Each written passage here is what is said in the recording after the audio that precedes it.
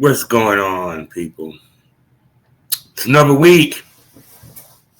Some pro wrestling smoke, pro wrestling punditry from the one and only rap porn star, the porn rap star. I'm talking about none other than Kavanaugh. I'm talking about me. You're one of the hosts of this podcast here on the Smoke This Over Podcast Network. I'm talking about pro wrestling smoke. That's right, people. I talk about pro wrestling. Yes, I watch pro wrestling a lot. A lot. You feel me? And this is my offering to the IWC. You know what I'm saying? I would like to say thank you to everyone that when you see this pop up, you go listen. You feel me? When you see me tweet, you retweet, you like the tweet. You get what I'm saying?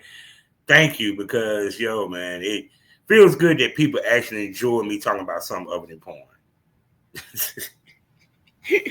I mean, seriously, it's like, trust me, I keep telling the story about my podcast, and my 5th year anniversary is coming up the 28th of this month. I'm doing a special episode for that on the for the Smokers Lounge. Oh, and let me not forget the sponsors for this wonderful show: PassDat Inhalation Partners on TeePublic, aka PassDat Apparel.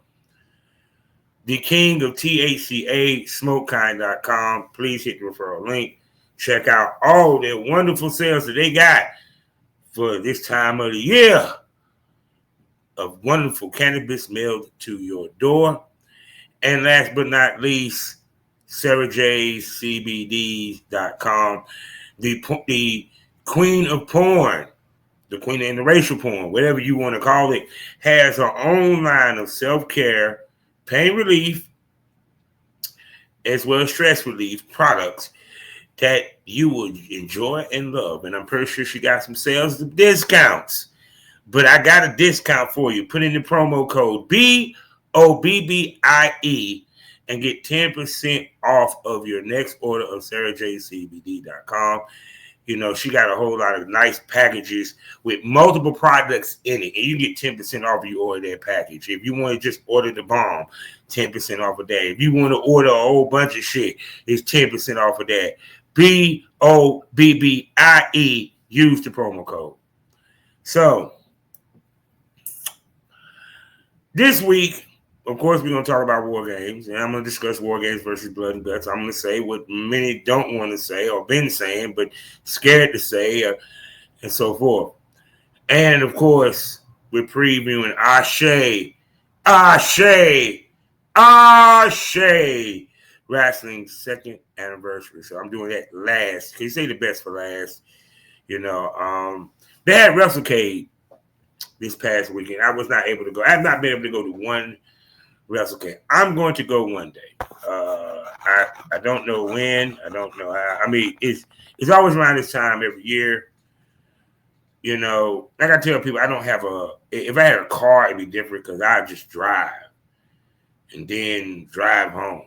You know what I'm saying? Or cop a hotel room for one night and just drive. I have to catch a bus. I got to do a lot just to travel. You know what I'm saying? So I see WrestleCade had Fourth Rope in the building. They had Ashe in the building. They had a lot of legends in the building. I saw a lot of interaction. I also saw Ashe, you know, ran some promotion, especially with the Savannah Evans versus Big Mama Flex. My wife in my head, I'm talking about Alexa Littlefoot. So we're gonna talk about all that. But the story of the week and the weekend was War Games. And I just have to pull this up. Wait a second, hold on. I got to pull this up exactly to the T. Because, see, if I pull up my page, y'all see certain things, I will not be able to post this video on YouTube. Let's make that clear. So, hold on. I got to find this shit. Okay, it's right there. Here we go. Now, let me sum up War Games. Just for you.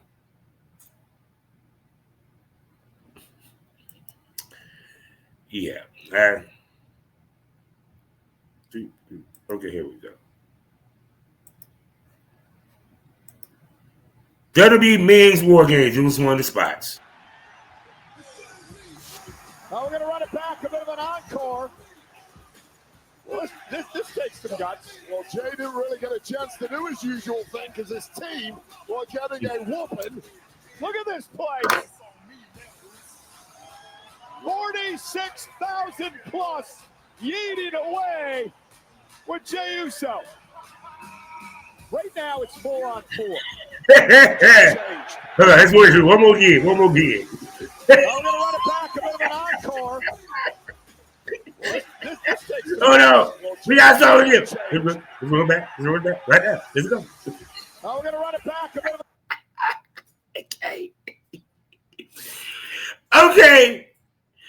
Okay, before we even get into me talking about the War Game, people lost their noodle online for this. They said, thank God for AEW Blood and Guts. When do you have time to do interest music during a War Games match?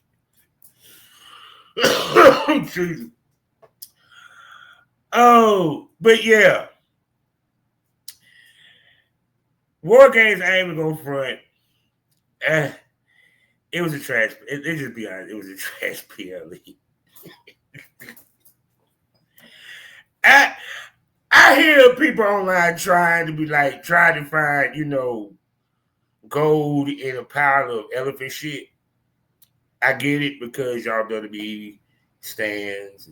It's no different when AEW does something that's shitty and the AEW stands, well, the Dominic Mysterio, that was garbage too. It's a lot to unpack from these War Games. I mean, really. Wow.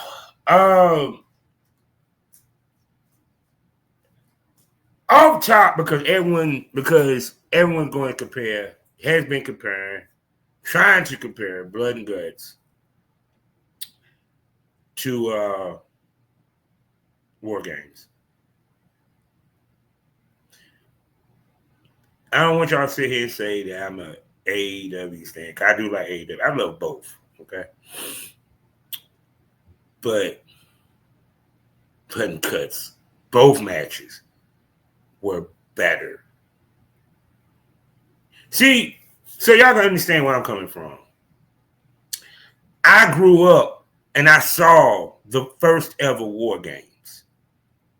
The point of War Games was that it was, at the time, the Horsemen was beefing with Dusty and the Road Warriors, and I forgot who else was in that match. Magnum TA, I think, and somebody else. It was 4 men. It was 4 men. The first one I think was a 4-man War Games because it had the Horsemen. They didn't have a fifth unless you say that Jerry Dillon was the fifth, but it was 4. You get me? Now, the reason for the War Games was, in storyline wise or booking wise, that it got so vulnerable, it got so uncontrollable between the Horsemen, the Road Warriors, and Dusty and Magnum. And if I'm wrong that Magnum was not in the War Games, well then please let me know who was the fourth person. That they had to put it in the match beyond War Games. It was bloody as fuck. They didn't have a cage. They actually was on each side of the War Games.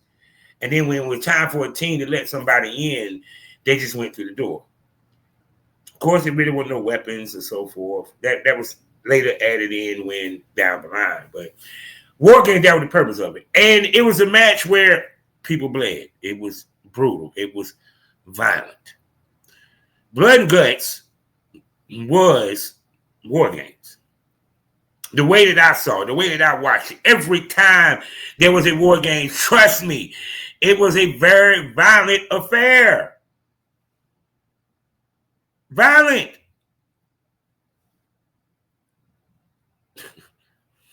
I saw blood. Blood and guts. Yeah, it hit the nuts with blood and guts. Trust me on that. I liked it as a better match. Period. I'm not going to go through the dissecting why. It fits what war game is meant to be. So, why was this war game suck? Well, the women's match, wow. Okay. They were better off just having a Survivor Series type match for the men and the women. Because what was the purpose of the damn cage, to be honest with you? Okay, one, neither match was violent. Can we start there? Neither match was violent. Not violent to... They played it so safe that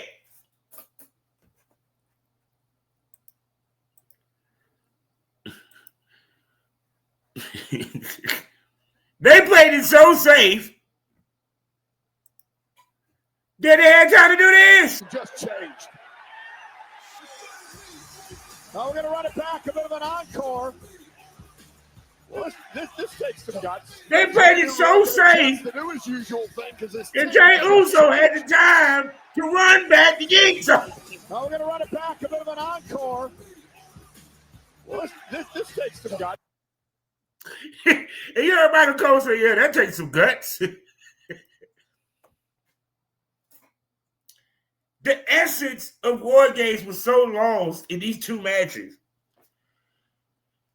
Io Sky, who normally is the MVP of these of the women's match, and people, you couldn't telegraph the trash can spot no better than when she walks out with a trash can hood with Io Sky on the hood.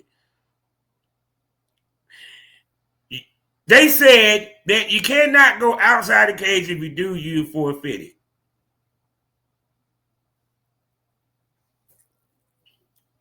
I didn't know that was a rule.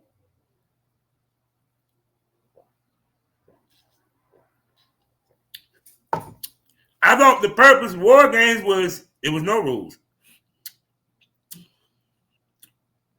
Then everyone got an entrance. Which we know we used that with WWE, but the match itself, first we begin with the women. I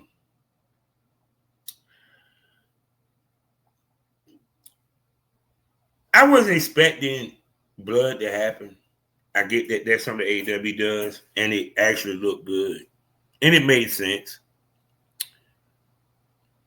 But like I said before, the most brutal shit we saw was kendo sticks and a girl wrapped the chain around her fist, a green chain.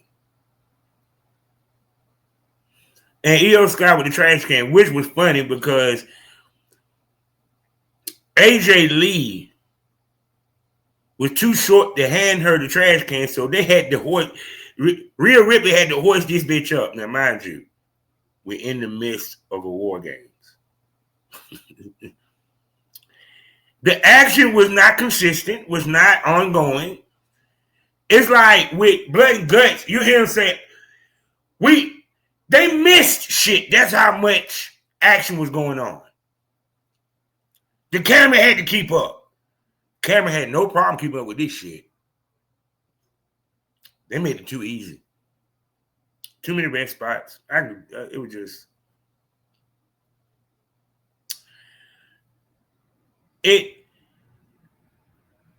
I understand that WWE is about moments.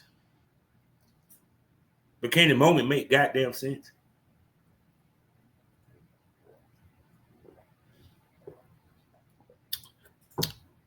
And the men's War Games.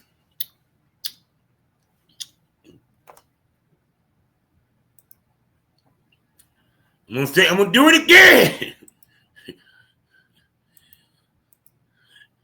Just Let's changed. run it back. Let's do it. Now we're going to run it back, a bit of an encore. Well, this takes some guts. Well, Jay didn't really get a chance to do his usual thing because his team was getting a whooping. Look at this place.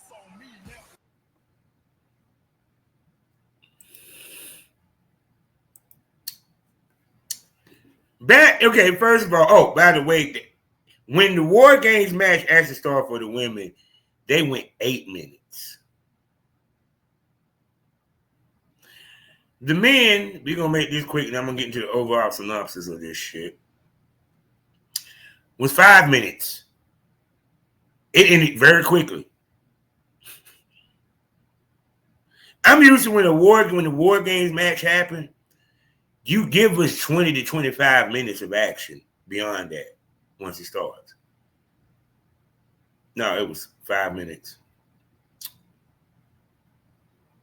I don't feel, first of all, the fact that I heard motherfucker was arguing over who should come out first, second, third, and fourth, and fifth. Okay. They didn't have the short cage, which to me kind of lent to the mystique of the War Games. Because other War Games, the people came out to the entrance to get in the short cage. These motherfuckers were coming out to come in the cage. Because let's be real, do you have time to take off your jacket and all that? You trying to run to get your ass down and to save your partner from getting totally violated. Which, trust me, there was no violating going on in this damn match. The fact, I was shocked that they had blood, but let me tell you my theory on that. Because Blood and Guts was so damn good, and CM Punk and Cody Rhodes watched Blood and Guts and was extremely impressed. They said, oh, you know something, somebody got to bleed. And I bleed. We both bleed. How about that? But funny how nobody on the other side bled. Well, I'm going to be Logan Paul. Yeah, that bitch too pussy to even think about trying to bleed. I would think, I have seen Drew McIntyre, but he probably said, hell no. Definitely not Breaker, definitely not Braun, and definitely not Brock. The best part of that match is when Brock, the 5 seconds that Brock had with the interaction outside the cage with Roman Reigns. That's probably the best part. And once again, when do you have time to doing a War Games? Oh, did I forget to mention that the Tsunami that has put niggas out for weeks, he did the whole face team, and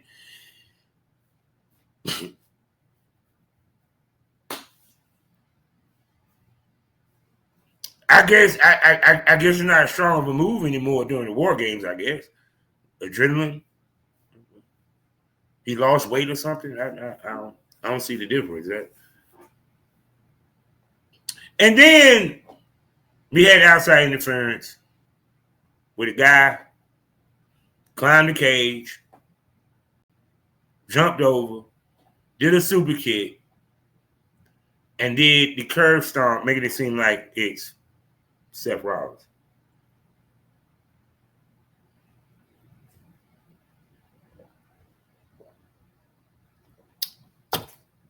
Allowed Braun Breaker to get the pin on CM Punk.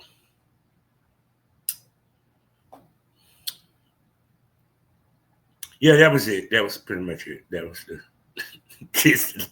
the goddamn War Games. Does it sound like it was exciting in any way, shape, form, or fashion? Go look. I commend you to go on ESPN and watch that match. And then go watch Blood and Guts. And tell me which one would you prefer. You could have took the blood out of Blood and Guts. It still would have been a better match, War Games, than this shit. And of course, everyone, who's the masked man? Who the masked man? We all know it's Austin fucking Theory. They should have just, to me, it would have been hotter if he came, did the same thing, caught your boy with the A-Town down, and then pulled the mask off to show it was him. What Hook did. Nope, he just crawled out the other side. Did he go out the door? I can't remember what the fuck. After that shit, I was like, really? Y'all not trying to pretend like this Seth. And Seth was just... We get that Seth pulled off the ultimate faker route. I get that. I love that. I get that. But come on. So, of course, tonight, well, as me recording tonight, we should get answers of,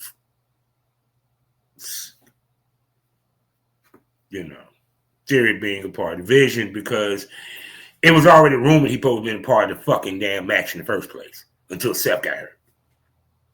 We wouldn't have got Brock. No, we would have had Brock. We wouldn't have never got Logan Paul. Seth, why he had to get hurt? Because let's just be honest, he was underwhelming as fuck. I'm just like really just overwhelming. It's wow. And I wouldn't even want to give this match a rating. And then they didn't play off of Roman and CM Punk and Cody's who's the leader. Except one time when Cody hit Punk and then they just said, fuck it, it's accidental fire. And then at the end when Roman said to Cody, you know we ain't gonna team again ever again, right? You know that. Which now the rumor mill is that which we should have saw this coming. I mean,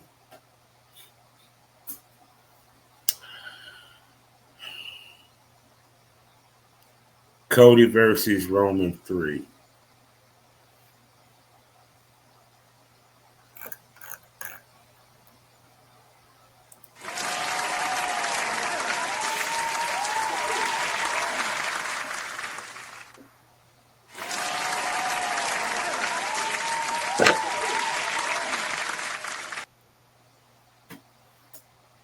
Okay, I'm about to rant. I don't want to see a third match. I am fucking sorry. You had so many other motherfuckers that you could have put in that spot for Cody to wrestle and Roman to wrestle. Roman don't even need to be in the title goddamn picture. Y'all keep screaming. He's just like The Undertaker, where he doesn't need a title. But damn if y'all don't keep putting that motherfucker in the title event. He made it. He don't even have to have the title involved in his main event match.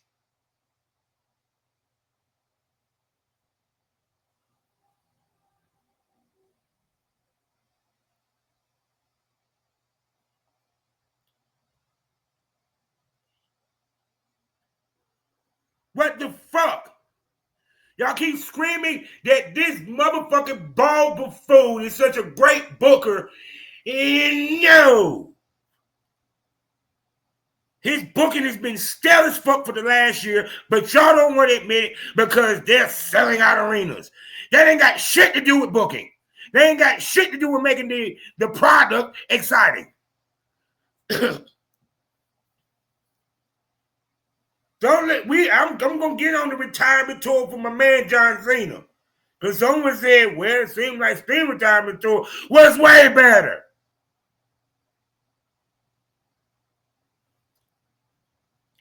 Now, it is gonna be Braun Breaker versus CM Punk at WrestleMania. But he just pinned the motherfucker in the middle of the fucking ring.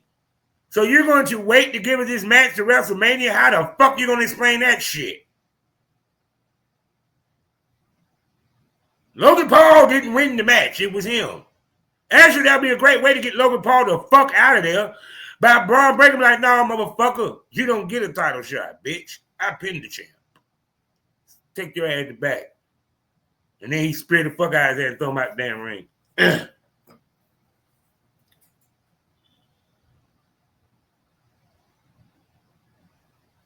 If I was him, go ahead and put the belt on Braun Breaker and then have Seth and CM Punk go against Braun Breaker in a 3-way dance for that title at WrestleMania. Damn it, I'm a better booker than Triple H. Because they're saying that Rollins might be back by the time of WrestleMania. But if not, you already said it's supposed to be Braun Breaker and CM Punk. Why not have it for the belt and Braun Breaker the champ? Because you had Braun Breaker just beat the champ. Well, we got Royal Rumble coming up. So what you gonna have? CM Punk win the Royal Rumble or win the Elimination Chamber? Which makes sense. But I know you ain't gonna have to win the Royal Rumble. Because Roman got to win that to get the Cody. Even though technically the match that is really the money match is CM Punk versus Roman. Y'all do realize y'all had built that up for the past 2 years? Let's go back. Paul Heyman asks CM Punk to be the extra member for the bloodline to go against the other bloodline. He don't want shit to do with CM Punk. Then CM Punk asks of a favor. I think a favor where him and Roman, where Roman and Seth and them supposed to have a 3-way match. And there you go. Okay? Okay. So you get where I'm coming from, because if you've been following the WWE product, you get where I'm coming from. I don't feel like going through all the memory trying to remember everything that fucking happened in sequence, okay? I'm fucking 50. They have been building for this. We have not a shit of build that would make sense for him to go after Cody anyway. But ain't no one said that shit on Wrestle Talk. No one said it. Dave Meltzer ain't said it. I'm going to say it.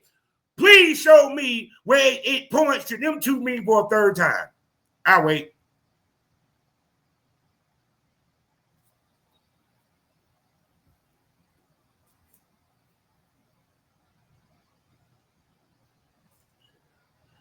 Your whole build is technically for the World Heavyweight title, Roman versus CM Punk.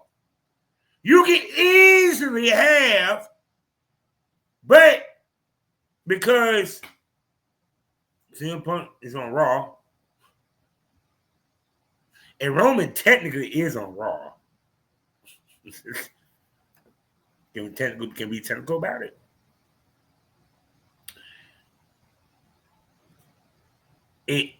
Everything makes sense for them two to meet up. But because they want to push Braun Breaker and put a belt on, which, why don't you put a belt on it? You can even go as far as having 3-way dance between them two. Or have the pay-per-view before WrestleMania and number one contenders match between them two. Decide who goes against Braun Breaker. Because at some point you want Braun Breaker to go against Roman.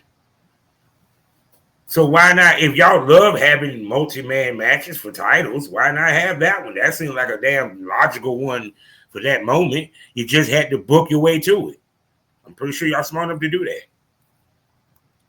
But me personally, no, I had Braun.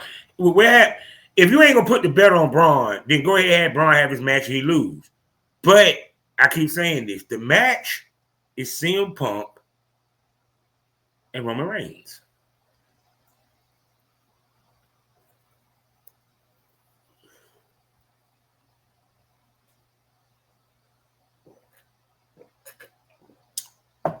So, and two, it's crazy that PLE had 4 matches. Y'all couldn't add 1 or 2 more. I treated it like a Saturday night main event. That would have fucking felt like. Once again, and two, what would the purpose of even having the War Games match? Just having 2 Survivor Series matches.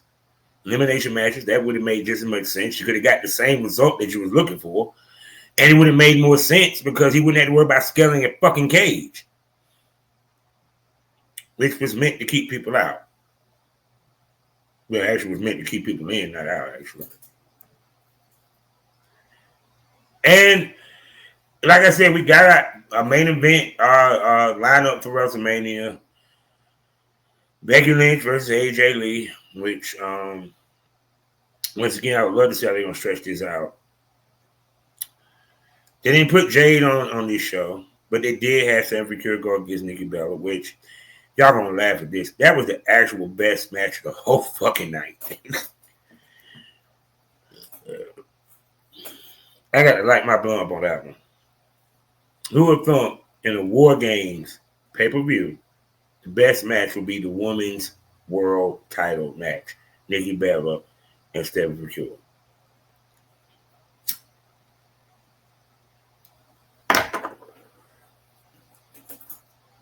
And we also saw a commercial that had, I think, all the girls are going to be major players in WrestleMania this coming up. Liv Morgan was in it, which brings me to, oh, by the way, Stephanie McCure won her match. I told y'all she won't win that.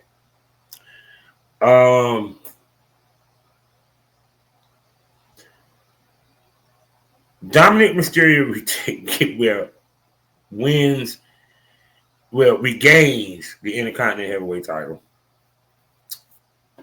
defeating John Cena with a lot of interference from everybody from the Judgment Day, including a returning Liv Morgan.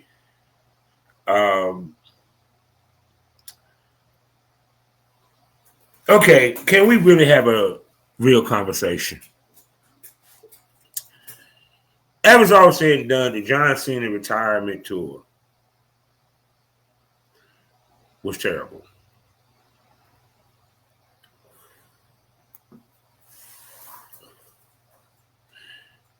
Not because of how I would have booked it,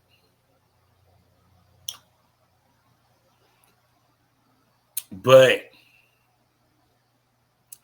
the booking itself didn't make sense. First, you turned him heel, which clearly John Cena was not going to get that over because we love John Cena. He's retiring. Why we want to boo him? He has not been a heel in God knows how long. It worked for Hollywood Hogan because Hollywood Hogan wasn't retiring. Yeah, you should do it at Hogan. No. Hogan was there for about, 5-6 years at WCW? John Cena had, less than 20 dates. Then before his match with Cody, he decides to turn face. Loses to Cody.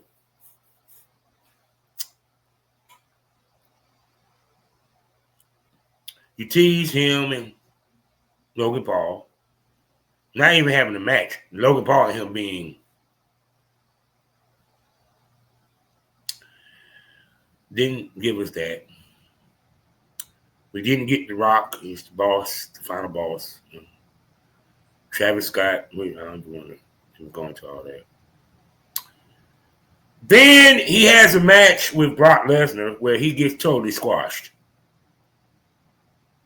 No follow-up. Y'all could have promoted saying his last match with Brock Lesnar. He gets squashed.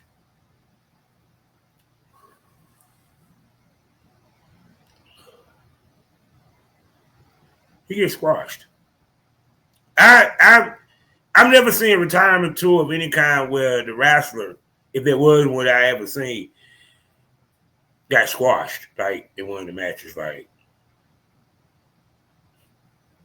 and I know what people say. Well, he's about to leave and Brock gonna be here, but they could have had a better match for that. Come on.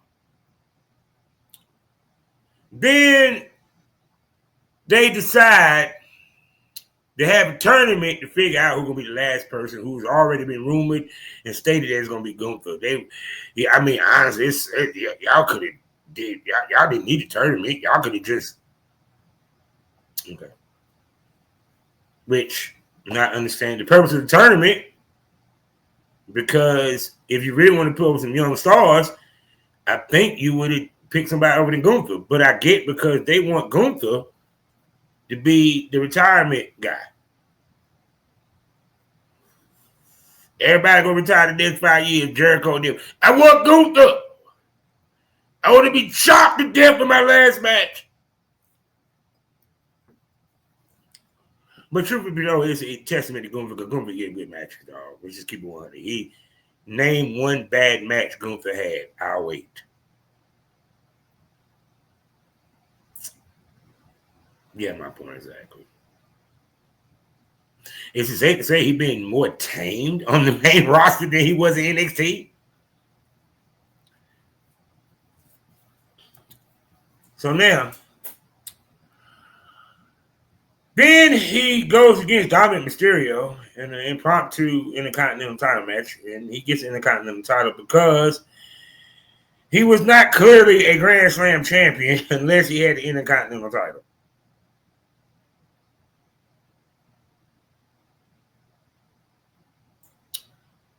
Then he comes back and drops the title to Dominic Mysterio. The second to last match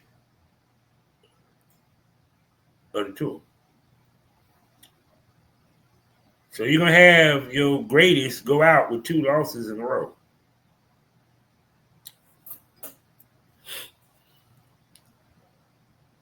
And he's going to lose to Gunther.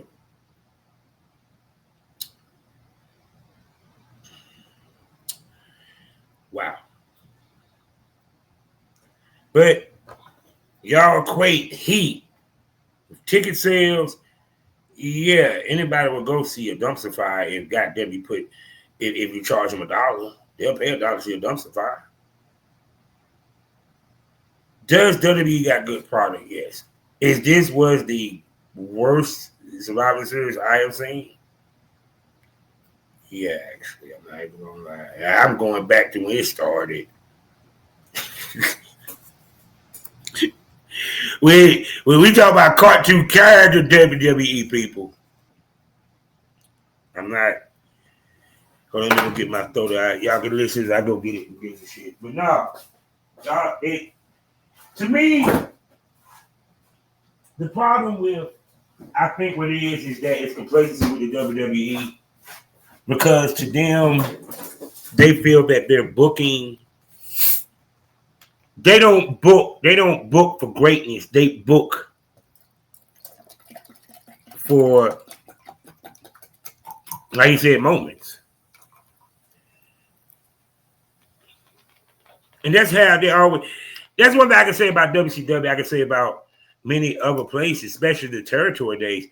They booked for greatness. They booked because they wanted motherfuckers to be happy and keep coming back every week because they were dependent upon the sales of tickets. WWE is not dependent upon the sale of tickets, and neither is AEW. Actually, a lot of these companies ain't. Let's just be honest. The reason, and because of that, once again, when you change how money is made in the industry, you change the philosophy of the industry. And that would happen. As long as they keep getting streaming contracts and TV contracts, they ain't got to worry about attendance. The only way to worry about attendance is because of aesthetics. As you want to be technical about it, the attendance is paying the goddamn salary of the wrestlers.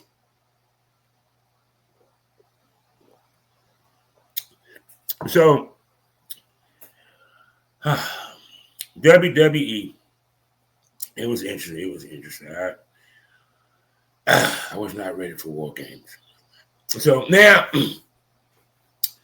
AEW had a Continental Classic, and the big news out of that, of course, so Carter took a loss to Kyle Fletcher, which I didn't realize he did that last year.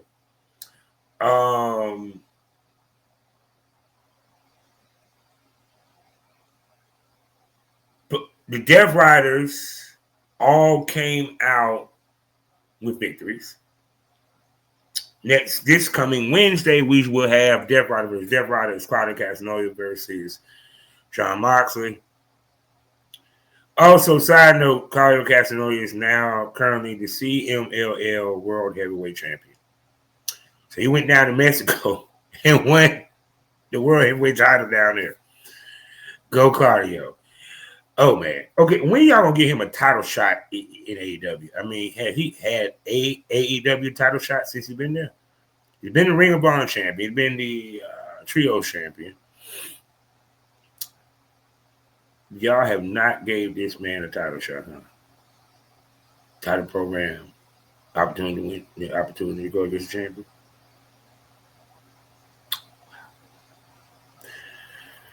Anyway,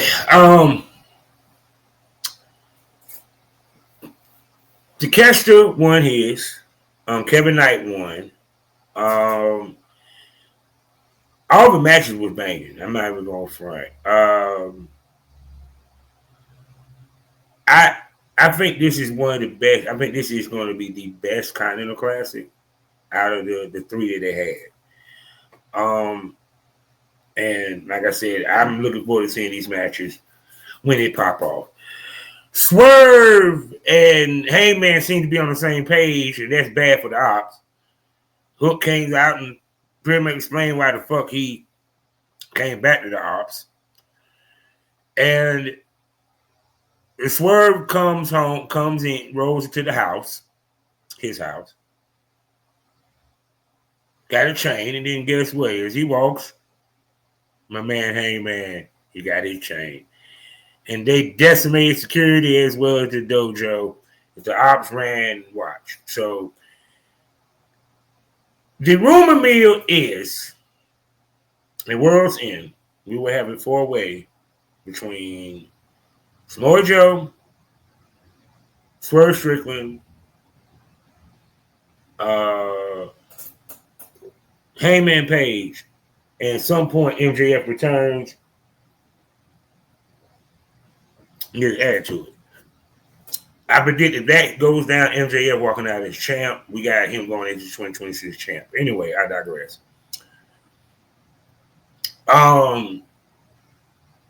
Everybody was so upset with Joe winning. I remember we talked about it on the other show, on the other episode. I actually like that he's champ. Like I said again, especially with the promo, especially the way that they're doing it. You feel me? It's kind of like a mix between Contra and Blackpool Fight Club. And glad that they brought Hooks back. I saw Eddie Kingston. Yeah. Damn it, Eddie had to get a title shot now. At some point, I would like to see Eddie Kingston as champ, if they can get there.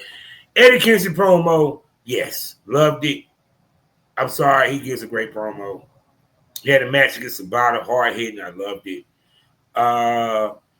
He has challenged Samoa Joe for a title shot. I'm curious to see if Joe's going to accept. At some point, I see Hook versus Eddie Kingston.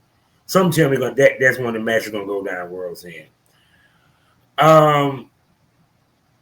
The tag titles, FTR is our new tag champs.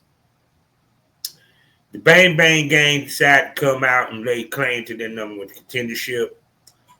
And at some point, we're going to get that match as well. Like I said before, I'm not seeing FTR dropping about no time soon. I like the Bang Bang Gang getting a good tag, a shot at the titles because I think they are a good tag team. The tag team division that AEW has is very good. Especially when I saw the scramble match that they had for the men tag team. Yo, bro, they got a nice tag team division. Can we start playing? On the women's side,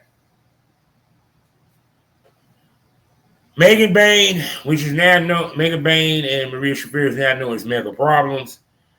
we know their match against the Love Bombs is going to take place this coming Wednesday. Now, what shocked the fuck out of me was Willow Nightingale and her tag team partner, Holly Cameron, to me was an upset, defeated the Sisters of Sin. I was expecting Sisters of Sin to win. You know, especially because that crew has became hot in AEW right now.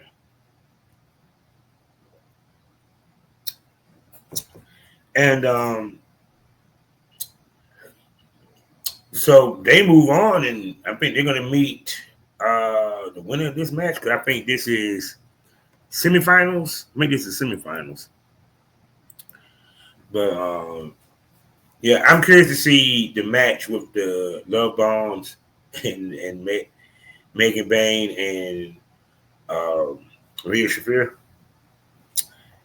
Some tell me it's going to be brutal. Can we just be honest? There'll be some blood. I don't expect to be a record because they get to pick the stipulation. I ain't heard what the stipulation was. Unless it's something that I missed. And if I missed, please let me know in the comments. There you go. Now,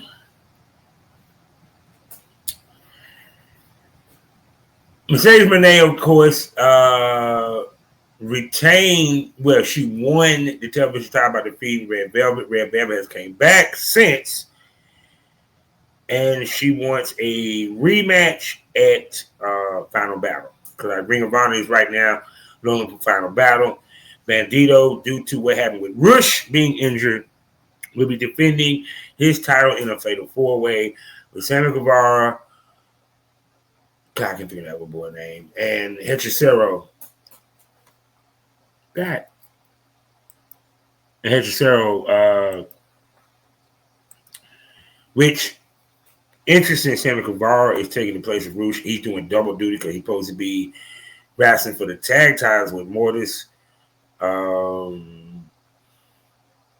I think it would be smart to for him to win the Ring of Honor heavyweight title. I'm just saying. I mean, okay, he's one of the pillars. Yeah, he's one of the pillars. He has great matches. He's a good wrestler.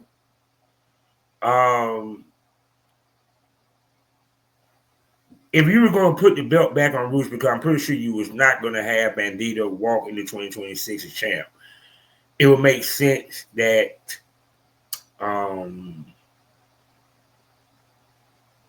Sammy Guevara become champ. So, also, I think Nigel McGinn is supposed to be wrestling Lee Moriarty for the Pure title. So that's going to be interesting. So if anybody want to watch the Ring of Honor, yeah, I won't be. I'm spending my money on our shade this weekend. There you go. Now, of course, what we have with Jamie. Oh, we have a new signing. No signing to AEW. Lacey Lane. That's what she calls herself. She has now signed with AEW. Y'all know her as. God damn it.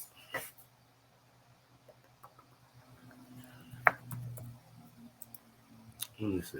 Give me 1 second. I'm about to find a damn name because I'm tired of not knowing names, man. What's her name? Kate Katana? I think Kate Katana. That's what y'all know her as. But anyway, she is signed. She has done some matches with them already. I haven't heard anything about the tag team partner she had when she was in WWE. I am so happy that she is signed with AEW because the match she had with Mercedes Moné was very good. To me, I could see her being in the main event picture because she has a look. She can actually wrestle very well, and she's actually pretty good on the mic. And she got a decent personality, a personality that could really go over. I ain't gonna front. Some tell me that she might will make a killer heel. You know what I'm saying? Or what have you. Because, I mean, y'all, Because like I said before, I'm wondering when they're going to pull the trigger for Mercedes Moné to finally become the AEW champion. And like I said, I don't know. I think Statlander. I don't know if this Statlander. Yeah, Statlander and Tekla is coming. I think that's the next program for her. So, and then of course, to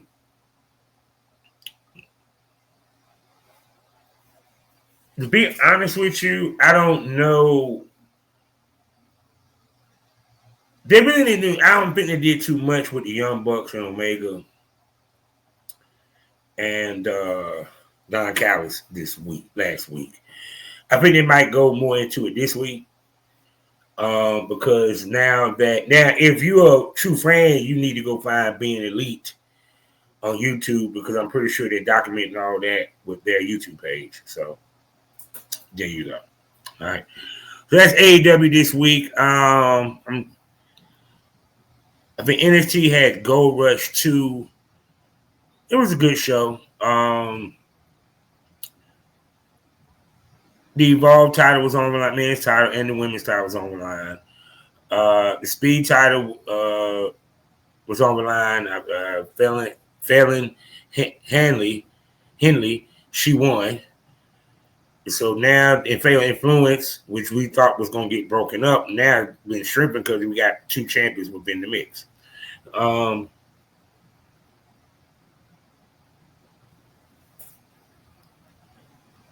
And of course, the Iron Survivor, which to me is the best match in WWE. Okay? A multi-man Iron Man match. You can't beat it with a stick, okay? I'm sorry. That great innovation.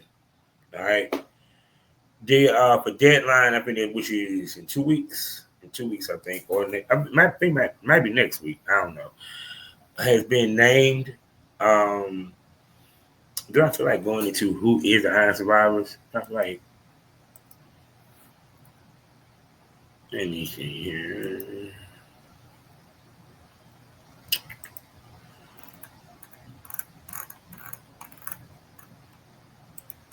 Let's see. All right.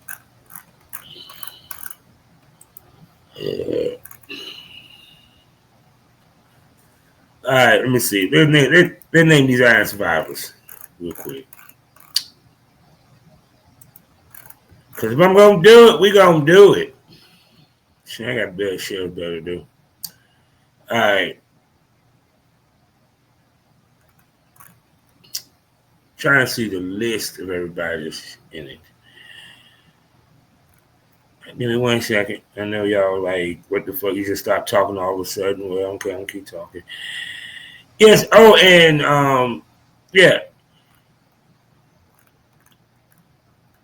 Like I said, both Evolve titles on the line. The TNA Knockout Championship was on the line.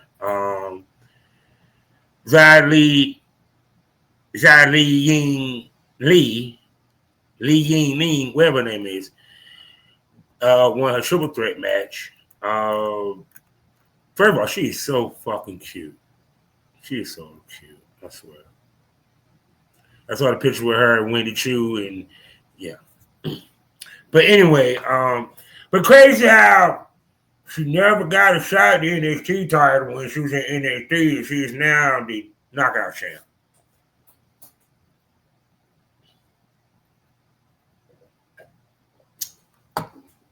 Yeah, there you go. And anyway, they said who the Iron Survivors is for both the men and the women. I was trying to find the list of the Iron Survivors. I may have to do NXT. I may have to do Wiki. Jesus. NXT. Let's see. Deadline. There we go. Let's see what we got. I just need to know who's who. All right. matches. Now, we have the Iron Survivor match, which was announced was Javon Evans, Leon Slater, Joe Henry, Deion Lennox of Dark State, and Miles Bourne, who defeated Trick Williams, which I'm curious to see what happens with Trick Williams moving forward after this. The women's is Soruka, Lola Vice, Kalani Jordan Grace, and Kendall Gray, the Evolve Women's Champ. Okay. Why do you have the Evolve Women's Champ in the Iron Survivor?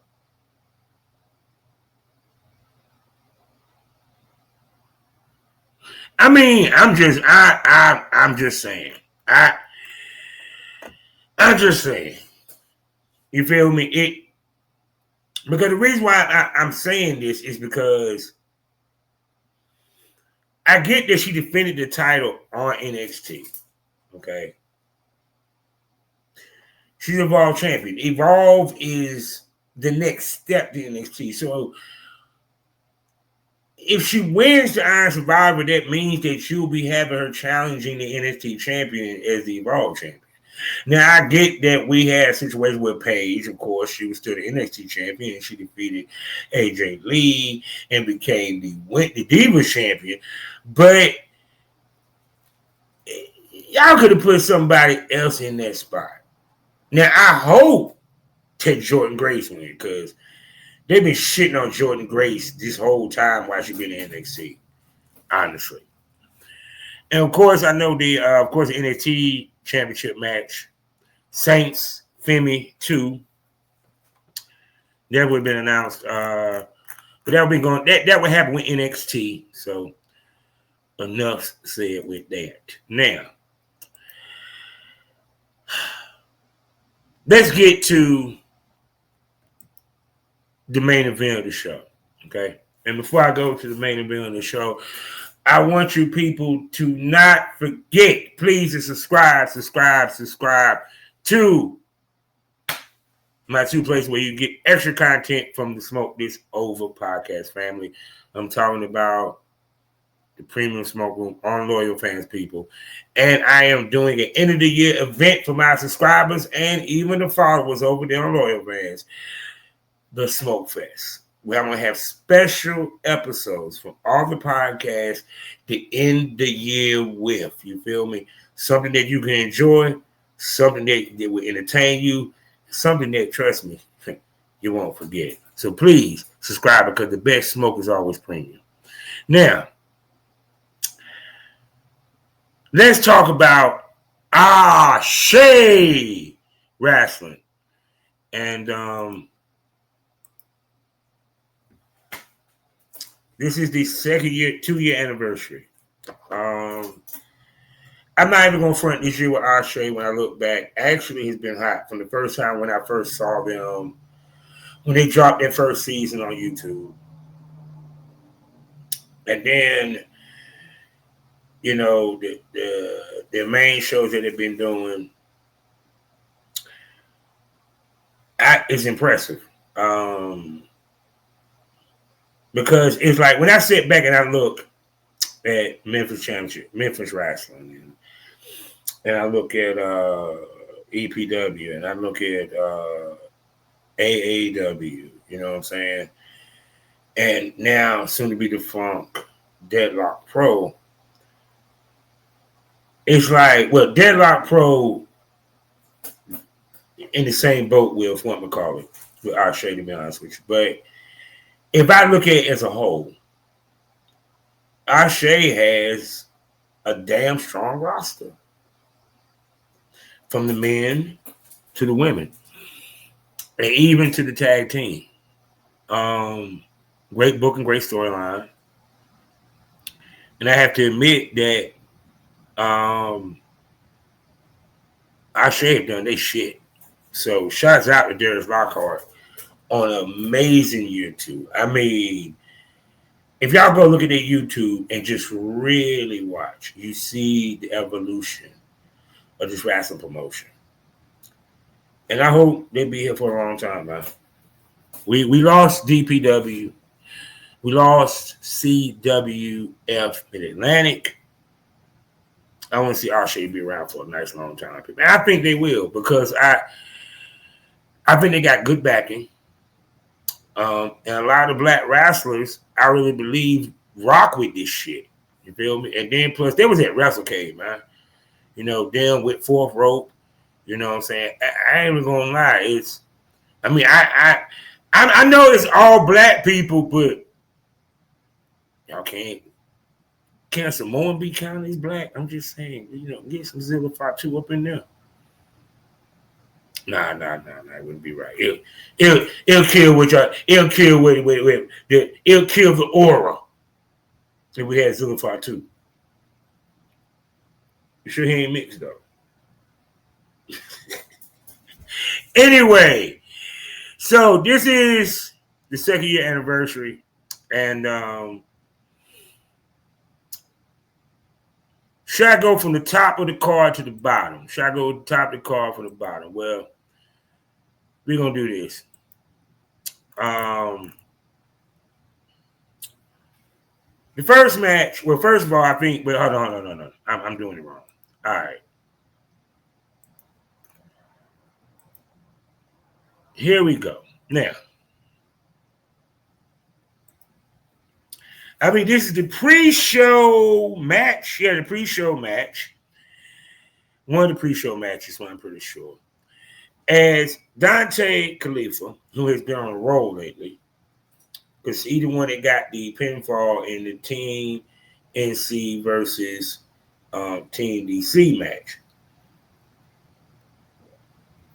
At the end of that match, at the interview, him and Mr. Jaquan McNair got into it. So now, this young man who is now a WWE ID, which I told y'all shouldn't be surprised that this motherfucker got signed. Look at him. Just look at him. They're having a match. I'm so looking forward to seeing who that match. You understand me? I'm looking forward to this one. So this is going to be on the pre-show. Let me see if there are any other pre-show matches that I know of. I'm just going down and I go back up. All right. And I know that it was announced that Prophetic Moses will be in the building. Also, I think it was also announced, Prophetic Moses and, damn it, it's somebody frick else. I just saw.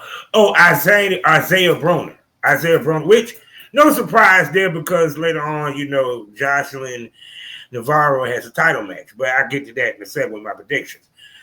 So, I'm curious to see what's about to happen because as we go through the booking and the prediction of these matches, names has popped up. So, this is about to be lit. Some tell me year 2, this anniversary is about to be lit. Straight up, because this is, I dare say, one hell of a way to end the card. Plus, the one and only, the prime, the king, Sid Isaiah, I'm pretty sure will be in the building. So where we begin? Well, Dante Khalifa, well, I don't see any of a pre-show matches announced yet, which they probably pop up during the pre-show. But Dante Khalifa versus John McNair.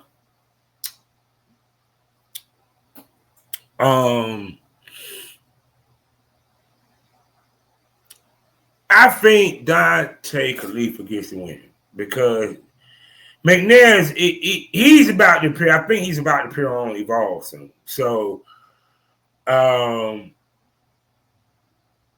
will he be back to wrestle down there? I don't know. I think it's going to be a good showing for him and Dante Khalifa, but I think Dante Khalifa, because he's He's homegrown because he is on the RSA roster. He'll be here. McNair be gone. He's taking that. He's getting the win. Then we have. I'm trying not to jump ahead of the horse a little bit. Yeah. Let's talk about it. Now, we have a women's match.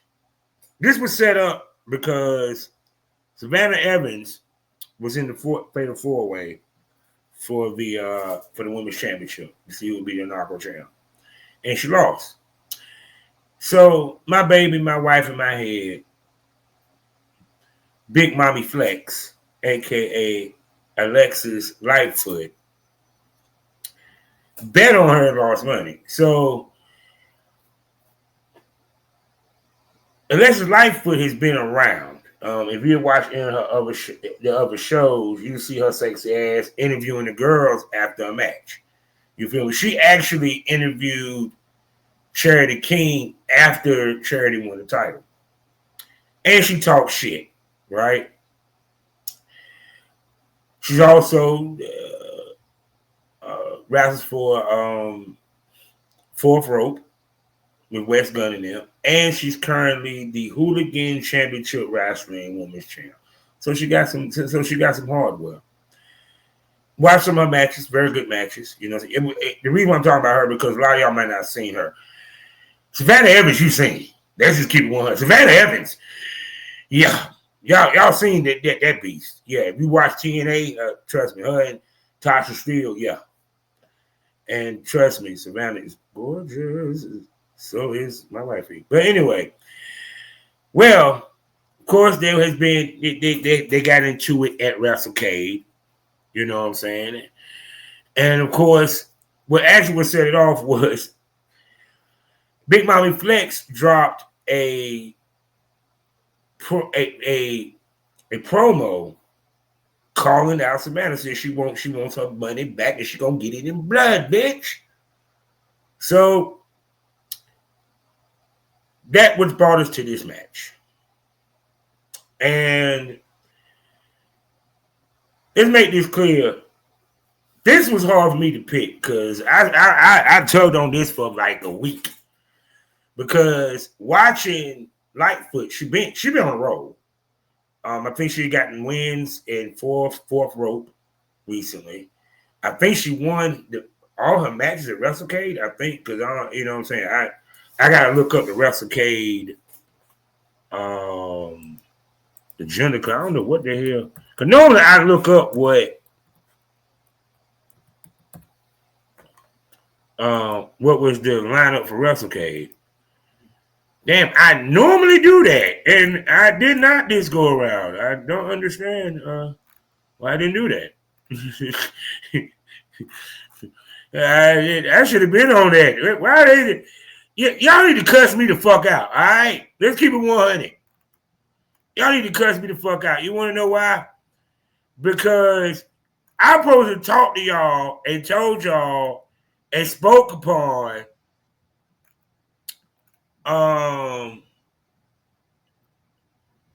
WrestleCade.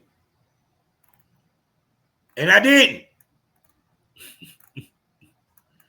And I apologize. I will make sure to discuss this and find out what the schedule is, what the matches is, who's wrestling, what promotions will be at such place, and so forth next time I do that. But anyway, back to my point.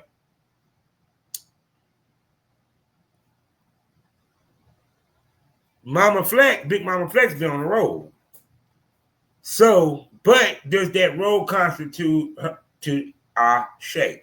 Now, on the other end, you have Savannah Evans. He's been building that Savannah Evans versus Charity King is evident. Yeah, the powerhouse versus the mid-Atlantic female monster.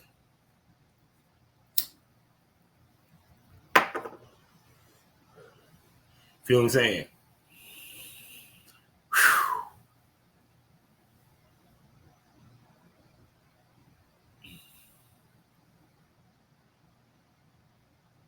Damn it! I love you, Alexis, but I got to give it to Savannah, man. For booking purposes, Savannah and Charity is, to me, is the money match right now in that division, because they're two big horses. It's two big, strong ass women. Beautiful, strong ass women. Would it surprise me Alexis wins? Fuck no. Because my point is this: if Alexis wins, she the winner of this match gets the title shot. Let's make this clear. The winner of this match is getting the title shot.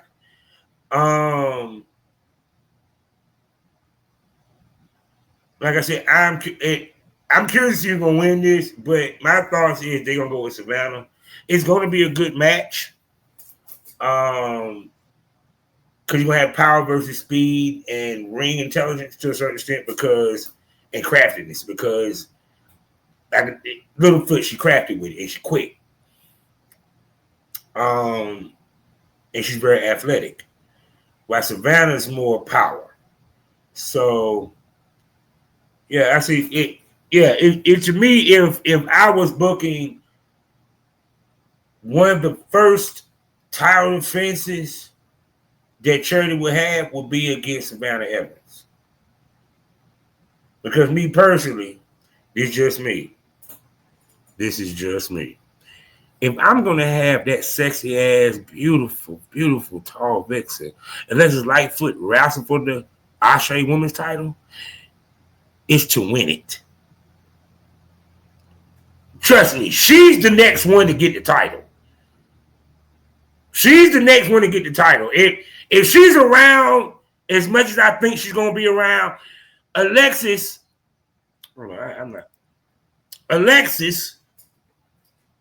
will be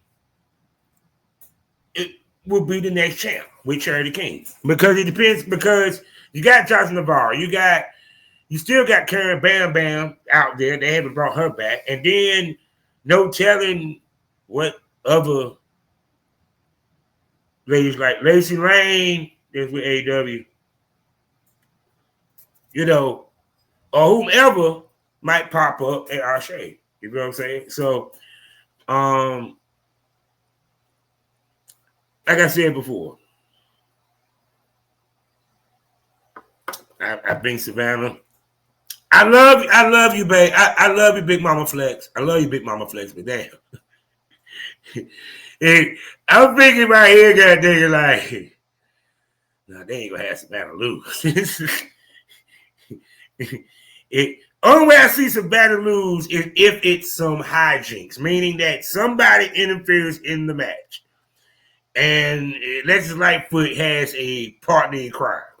Other than that, no, straight up, I see Savannah winning this. So now, I know I spent a lot of time on these two beautiful ladies. I understand. Yeah. Speaking about that, two other beautiful ladies, these sexy and gorgeous, the you know what I'm saying, Big Mama, Black Mama Pump. That's why I like to call Black Mama Pump, because I call Jordan Grace Big Mama Pump.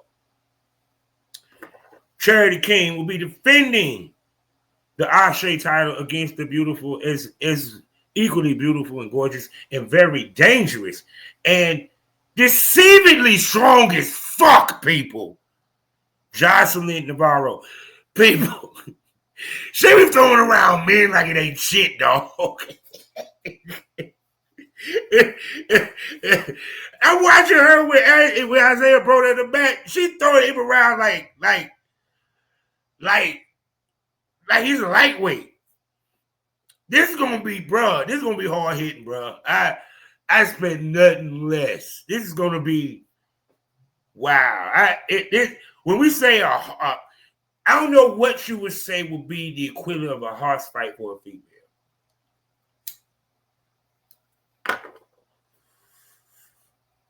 This is let me tell you what this is. This is no bread, no water, just beef. God damn it. Because damn it. So it's gonna be a good match. Now, which match is gonna be the women's match of the night? I don't know, because this is gonna be tight. Like god dang it. A size extra large on a man that wears 3X, baby. I'm trying to tell you. But Charity King, all hail the king, will retain in a very, very highly contested match.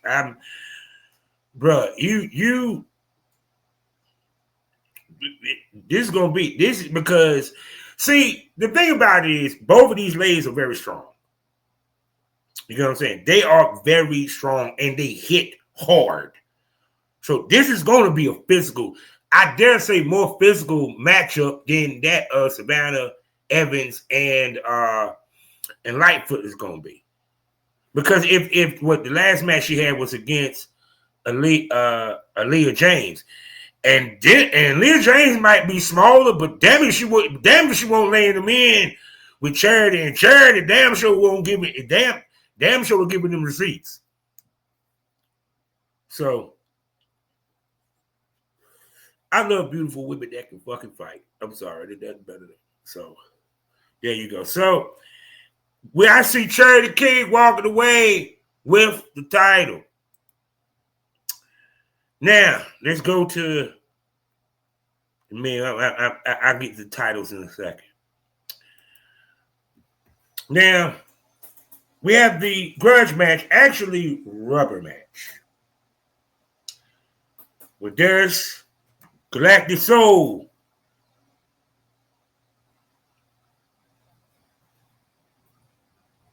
He's going to go against the front man, Josh C. Now, this is a rebound match. A rubber match. Darius defeated Josh C the first go around. Josh C won the second go around. And trust me, he didn't sit right with Darius Lockhart. So Darius,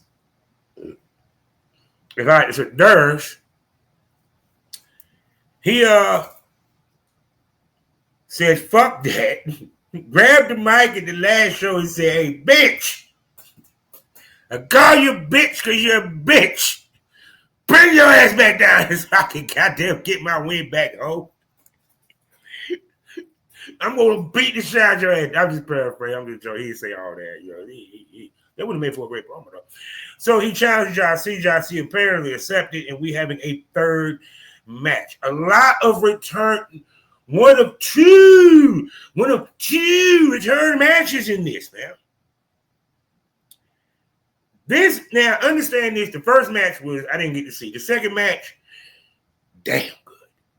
I know this is going to be a real good one. I see Darius Lockhart getting his win back. I told y'all the last time front man job was going to win. Remember that. I told y'all that. Go back to the back and go yoke. You see, I said the front man was going to win. So Darius Lockhart is going to get the victory. You can put it had it on prize pick, nigga. I will bet. Darius and what I like about this, both of these motherfuckers are technically sound. So it's gonna be a technically sound match, hard hitting. Darius, I know is gonna come out aggressive. So I'm wondering how Josh's gonna counteract that. You feel me? Because Darius lost. And he been technically on somewhat of a losing streak. Can we say? I'm just saying. I just point out the facts, D. You been on a losing streak. You lost to the All-Father, the Moriarty of pro wrestling, the leader of the culture, the All-Father, the Vulture, Mr. Greatness, Darius Carter. I mean, you know what I'm saying? Darius Carter. You feel what I'm saying? So I'm just saying, people. You feel me? What are you saying about the J Cup? Oh shit! Jonathan Grissom come to the J Cup. Let me stop looking over here on the goddamn discussion board. Anyway, I'm predicting Darius Lockhart getting the victory in that match. Next year, remember I said it was two. There were two. Let me say again, two return matches. Now, this was a hole-for-hole challenge. Originally was thrown out by Darren Bingiston. This was at the last show.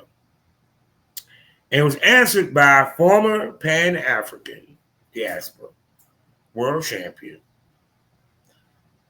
Sugar Dunkerston, a.k.a. Sugar D. Very good match, back and forth. There was no striking, even though Sugar wanted to punch him so many times. Darius used the fact that he wore shoes that he could untie to his advantage to distract him and get the roll-up victory. Now, Sugar ain't about to have that shit. Sugar like, no, fuck that. No. Fuck that shit now. Fuck that shit now. Fuck that shit now. Fuck that. No. You're not going to embarrass me. So the second anniversary, Suge D said, yeah, bruh. We're going to run this back. We're gonna run this back. Hold on.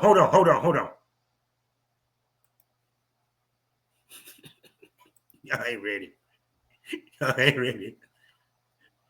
What? Hold on, do shit. Hey, Jay. What did Suge D say? Just changed. We're going to run it back, a bit of an encore. What did Suge D say? Well, Jay didn't really get a chance. What did Suge D say, dog? Now we're going to run it back, a bit of an encore.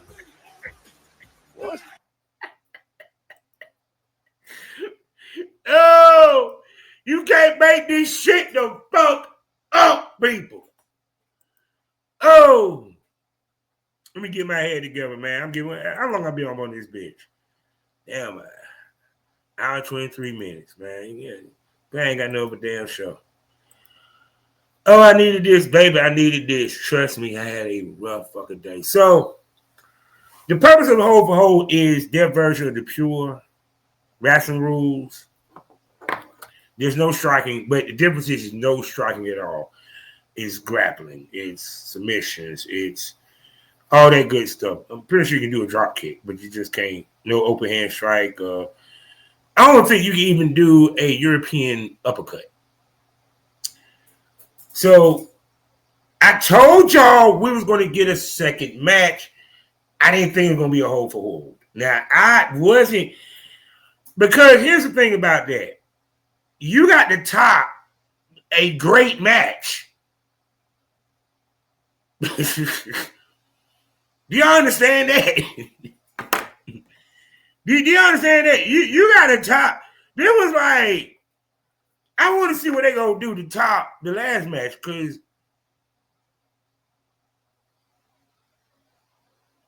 I hope they don't bore me to death with the whole. But no, but see, I told people, I was like, if you're not into pro wrestling, if you're not into the non-spectacular back and forth, gripping, submission, countering, Zack Sabre Jr. shit,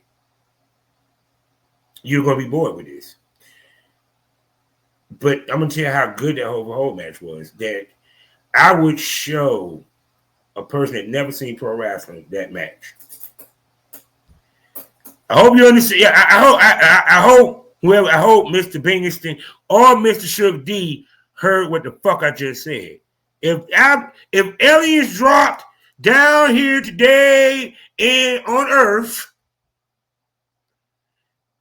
and I showed them what pro wrestling is, I would put your hold for hold match that y'all did at close to midnight. Smoke that over. So I want to see how the fuck they gonna top that shit. So there you go. Suge getting his win back. And it's even one of two things. Either Suge get his win back or Duncan gets disqualified after getting frustrated.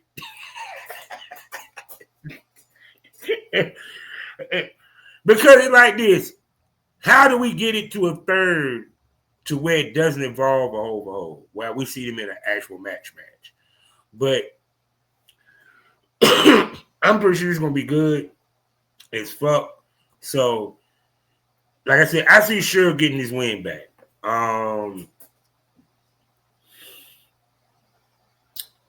Because Duncan winning 2 in a row.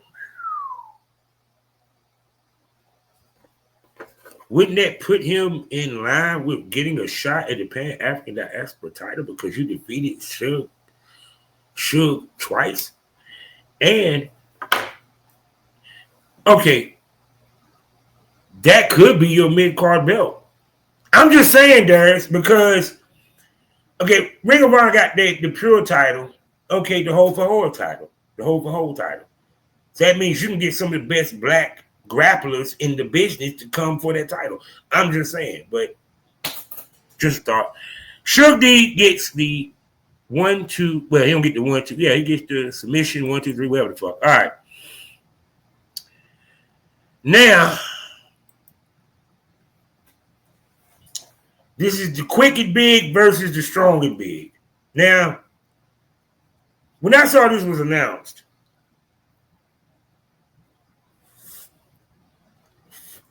and I saw Bojack at the last show, I got extremely excited that he's in our show. That dude is a monster. So his first singles match in Ashe will be against the gifted one, Yaya. I said big and agile versus big and strong. This was another match that made me have to sit and think. Where, Darius, are you going? What path are you taking? Which way are you going? Between who should win this match, depending upon where you're booking, where you want to take them, and so forth. You get me? This is going to be a good match. And what's going to be funny is you're going to see a big dude that can fly, pretty much take the speed. He's going to be the speed. He's not going to be the power in this. That's what's funny. He's strong as shit, but Bojack's his power, dog. I've seen Bojack's work. Trust me on that. So I see the winner of this one, because they're pushing what they're pushing. I see y'all getting the victory. It's gonna be a barn burner. He's gonna work his ass off to get that win. I wonder what they're going to do with Bo Jackson and Ashe. I would love to see more of him in Ashe. Shit, while you play it, he'll be Captain Table would make a damn mean ass tag team. I'm just saying. And then you got that monster team that can go against TME, the main event.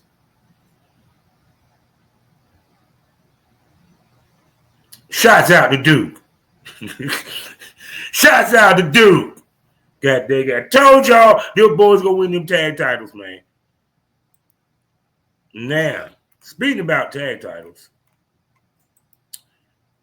we have a 3-way number 1 contenders match for the Ashe tag titles. And This is going to be interesting. We begin with the Audacity, who I think if you saw the 6-way, you kind of got a gist of how they look. If that was your first time watching Ashe last time, with them and the Audacity versus the other gang, who made it to the finals and lost to TME, against Top Shooters. This is I dare say a new team. A 5-star pro. Okay.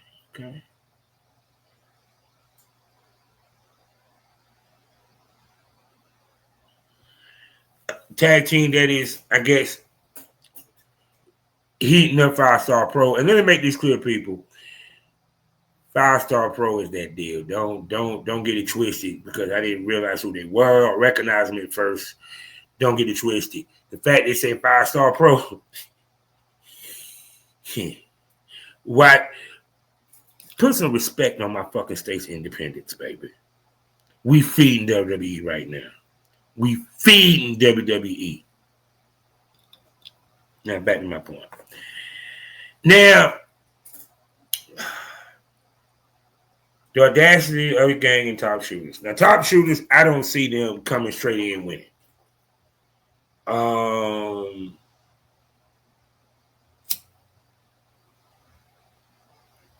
So they out.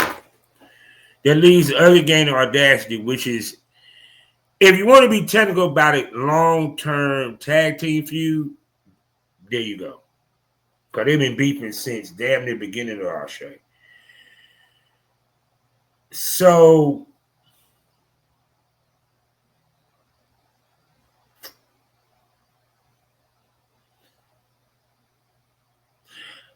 I think the other gang wins.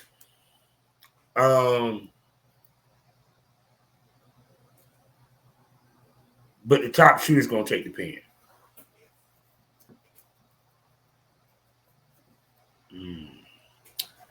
I think the Top Shooter's going to take the pin.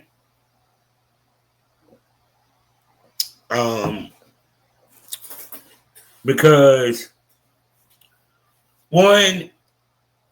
I think it would make sense for the other gang to get a return match against TME. 2, I think there need to be a finality when it comes to them and the Audacity. At some point, I swear, I see the Audacity become tag champs. I don't. I mean, I'm just saying, I don't. At some point, I see them doing that. So, I see the other gang coming out of this with the victory. Now, let's get to the titles. First up, the Pan-African World Diaspora Championship will be on the line as the king that's in demand. I'm talking about none other than Bishop Khan. Will be defending against Heavyweight Hustle, Calvin Tankman. Understand, I am a fan of Calvin Tankman. Bro, I loved him ever since I saw him in MLW. I love his promos. I love his wrestling style. He's a beast. And I like Khan. I'm glad that Khan is getting the push that he's getting at AEW along with Ricochet. And the fact that he is for Ashe, for the Pan-African title, he's one of the main eventers down here, and he got his own version of the demand. You know what I'm saying? In the Indies. Just like what they're doing with the Bloodline. They were talking about that stuff since Lance and Wyatt, who is now gone from WWE.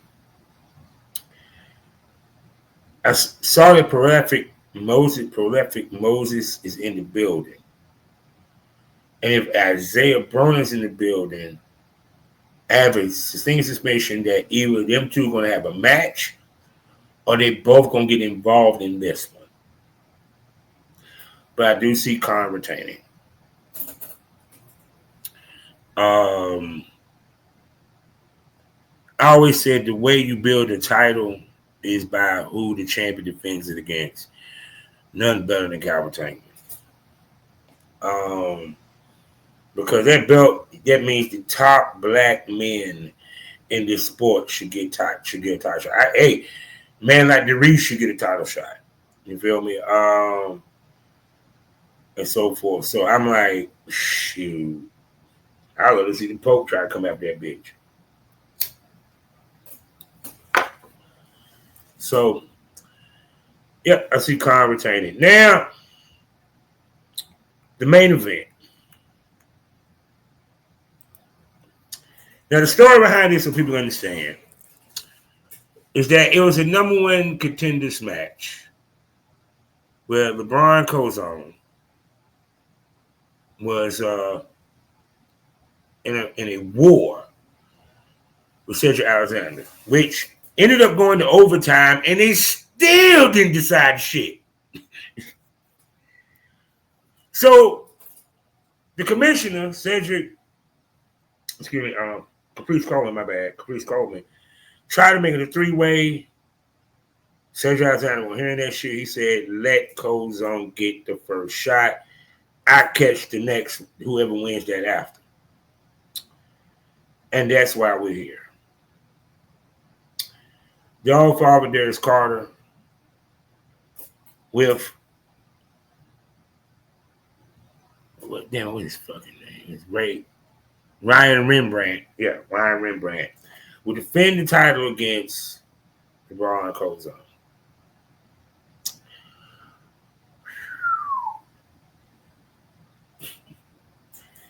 Once again, one that I had to toil over and to think about. I had to really assess because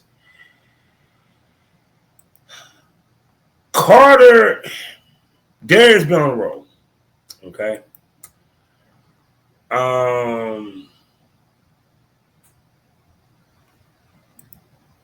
Darius Carter been on the roll. I dare say he, in my opinion, is one of the top 3 heels in the business right now. He's really elevated the Ashe title. Straight up. He doing for Ashe what Rick did for the NWA. On the other end, we have LeBron Cozone. A beast. Who's he over in Germany? I'm expecting him to win the shotgun title or something at some point. If he's over in Germany, you know what I'm saying? But he's hungry for a title because Deadlock Pro is about to become defunct, the national heavyweight title, which he held for a long time. One of the best strikers in the business. Power. If you wanted to build the perfect fucking wrestler, actually LeBron Cozone would actually fit that, people. Striker. I call him, I can give it to you any way you want it, bruh.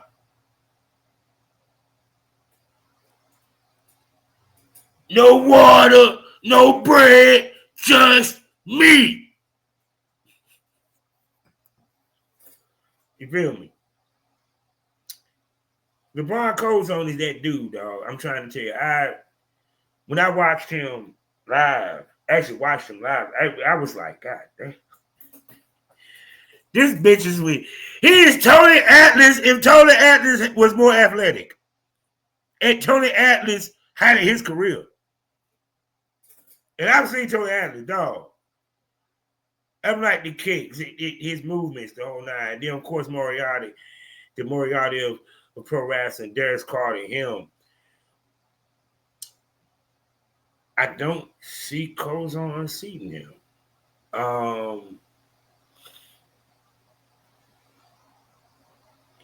It's like I'm 50-50 because it's like, what would be the better matchup with Cedric Alexander? Because if you want to go off a storyline, it would make sense for Kozone to go over because of the history with Cedric Alexander versus Carter has no history with Cedric Alexander. So it's kind of like you can build that match differently than you would just Cole with Carter versus Cedric. But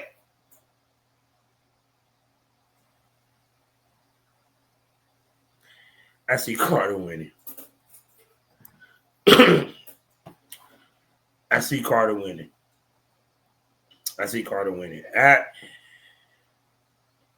I don't know who they're building. They're going to build to. No, I already know who they're going to build to. It's Yaya. They build it to where Yaya going to get it. You have him go against Bojax. He also, remember, has a victory over the champ via count out. I get his count out, but it's still a victory. Cedric Alexander can downplay all the fucking world to. It's still a victory. It's still a win. So, like I said, I see Darius Carter retaining. Don't it? And now I'm gonna tell you what would be real fucked up if it's because Cedric Alexander. See, that would be the even more fucked up part of it. And what do you think about it? Cedric Alexander, if I call this shit, I want my props. If Cedric Alexander interferes in this match and costs Kozone the match,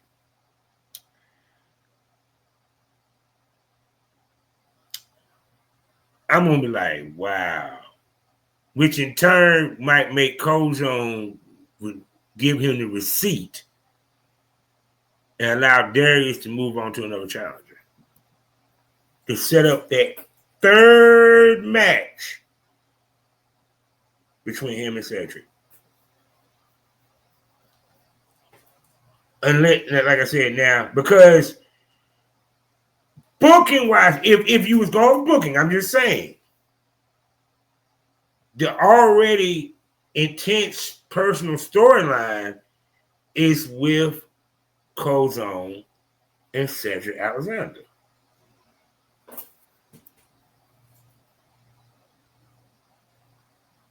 And you have the Ashe title. The Ashe title up for grabs. But, like I said again, Darius Carter, the All-Father, has been on a fucking roll. So, and two, do you want him to drop the belt in what it's been almost a year? Do you want that first champion to have a good, strong, long reign and beat the best there was before you decide to give him to drop it?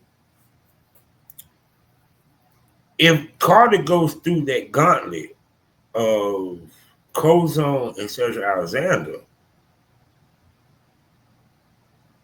I'm just saying, it puts him on a different level. But we'll see. And that's if the shit. You never know. One of the motherfuckers might decide, one of the big companies might decide to grab him. But I like him at Ashe. I think they'll change him too much. The only place I could see Darius Carter thriving would be the NWA, because him being in the territory system, the way they're doing it, he would fit that way better than he would like a WWE or so forth. So, but yeah. So that's my predictions, my thoughts on Ashe second anniversary. Let's go ahead. If you're trying to watch it, just go to Ashe.com. Go to Watch Ashe. Hold on, let's go back. Let me walk you through this. You go to Watch Ashe, and as you can see, boom, you have all their free, you have all their stuff, right? And then you see right here, you got two-year anniversary show, 15 things. You go here, you hit the purchase, and there you go. And you get to watch it. They will give you the link. They will send you the link via email for you to watch it. And if you don't want to go that route, you can go to their Patreon. Yeah. Patreon up here. You can go to their Patreon because they do have a Patreon also where you can purchase and join their Patreon and watch it there as well. Either way, watch. And I will be reviewing Ashe Wrestling's 2nd year anniversary next week because I will be purchasing it to watch it Saturday. So I expect a barn burner of a match. It's not about being all black pro wrestling. It's just good fucking pro wrestling. Period. It's no different than people. I sit here and watch AAA, New Japan Pro Wrestling. Oh, by the way, no English commentary on either. Why did I watch it? Because it was good wrestling. Just like music. You ain't got to know the words or understand the words. That shit still rock. You feel me? So, I am done. And before I go, you know what I got to alert you to and let you know about because, yeah, I got to make money. First of all, I got 2 wonderful spots where you can spend some money. Not much to listen to a whole lot of great content that is exclusive, explicit, and so forth. So first of all, for the people that's listening on Spotify, I have a members-only section on Spotify with 2 wonderful podcasts you enjoy. Had to smoke on it. I get my unpopular, unapologetic, maybe even controversial thoughts and views on certain topics. And then, of course, my other podcast, Savage Smoke, where I talk to the industry's top male talents and producers to give you that real smoke from a male perspective about the porn industry. And Loyal Fans, the place where the conversation gets saucy, the tits pop out, dildos might pop out. You don't know what pop off unless you subscribe. I'm talking about none other than the Premium Smoke Room. 5 wonderful podcasts for you to enjoy. I also open up the VIP Smoke Room on Loyal Fans, and I open it up on live on X, on my X account where you can watch everything unfold live, uncut. You feel what I'm saying? As well as don't forget that I have the end of the year, end of this month, from 24th to the 1st of January, the Smoke Fest. Special event just for my premium smokers and my followers, aka the loyal smokers, where they get to see some stuff, you know what I'm saying, but just follow me on Loyal Fans. I'm talking about content, podcasts. I'm planning to do it live on X if I can set it up, as well as a VIP smoke room, Christmas shows, New Year shows, and a complete episode, special episode, where we'll feature everyone from the Smoke This Over podcast family. I'm talking about me, Bella Queez, Miss Big Queen, and the newest member, Queen Bunny B. So, please, the best smoke is always premium. You feel me? And don't forget to also subscribe to to my Spotify. All that shit is in the description, so go ahead and check it out. As well as don't forget about the flagship of the STO Podcast Network, STO The Smokers Lounge, people. And on the 23rd, And the following week, we're going to Africa, as I'll be interviewing first to start off. I'm going to South Africa, and I interviewed the sexy and gorgeous bedroom bully. You feel me? We talk about how porn is in South Africa, sex on camera, and, well, that body. And then the following week, we go to Nigeria. I talked to my homies, Wild Largos, and we discussed how porn is over there, some of the talent that they work with, and how they got started. And even their thoughts on expanding to the United States. So please be on the lookout. December is banging. I'm giving you a fourth quarter you won't believe, as well as you'll be getting another episode from Pro Wrestling Smoke, people. I give you that smoke when it comes to that wrestling punditry. You feel me? So with that being said, you know how I end these things all day, every day. Life is a learning experience. What's the point of the experience if we haven't learned anything? Smoke this over.